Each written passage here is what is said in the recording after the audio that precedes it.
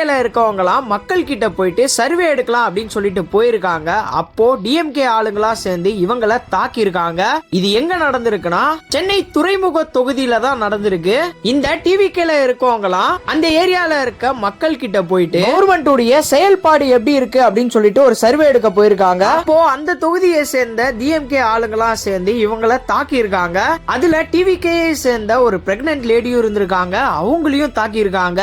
அது எப்படா நீ எங்க ஏரியால வந்து சர்வே எடுக்கலாம் அப்படின்னு சொல்லிட்டு இந்த டிஎம்கே ஆளுங்க தாக்கி இருக்காங்க. இவங்க தாக்கி அந்த கர்ப்பிணி பெண்ணுக்கு ஏதாச்சும் ஆயிருந்தா யாரு பொறுப்பு எடுத்துப்பா? இவங்க பர்மிஷன் கேட்காம சர்வே எடுக்க வந்திருக்காங்க அப்படின்னு சொல்லிட்டு இவங்க தாக்கி இருக்காங்க.